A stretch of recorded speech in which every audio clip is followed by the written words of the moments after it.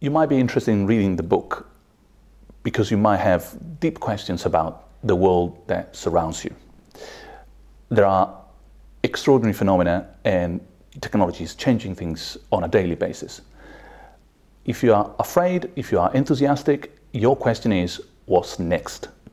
But if you're curious, your question is, what lies behind? And that's the kind of question that I'm trying to answer in this book.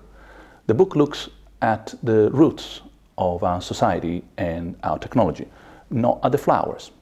Not because the flowers are not important, not because the technologies that surround us are not crucial, the transformations are vital, but because if you really care about those flowers, if you really care to make sure that things go in the right way and you grasp what's happening, you need to take care of the roots. The roots are not always visible, but they are incredibly important. So you can imagine this book, and you might be interested in buying this book, because instead of looking at the developments of technology and society, or the information society in general, it looks at the conditions that make possible our current situation, our current predicament. And if you're curious, this is the book for you. Suppose we carry on with the metaphor of the roots of our society and our technology. I can provide you a few examples, and I don't want to mention any particular company, but you will see what I mean. Social media. Social media are changing one root called your way of understanding yourself. If you present yourself in a particular way to the large world, you become more and more that particular person you are projecting. So social media are changing your identity.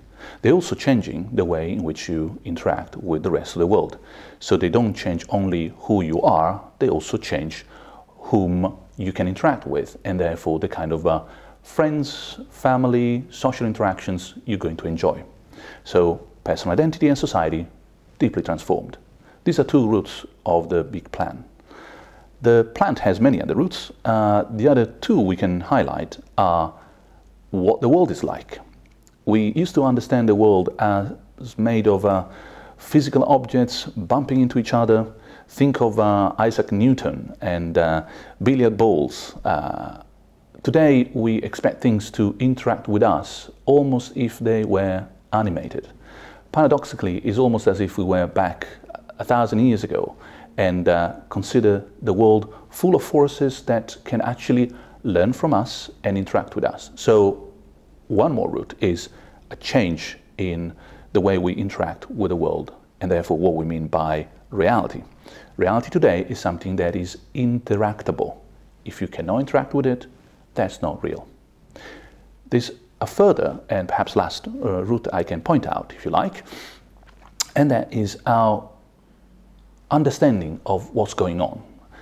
Philosophers would say the conceptualization of the universe. In other words, what picture you have of what is real, what's fine, what's right, what's wrong, what's politically correct, etc. That is being deeply affected by technologies, once again, the digital world around us, in terms of restructuring our political interactions, the ethics behind, for example, privacy or ownership, and issues such as cyber war or the distribution of wealth in a world that is so connected by the technologies we are exploring. So these are just a few examples of what I mean by radical transformations at the roots of the plant.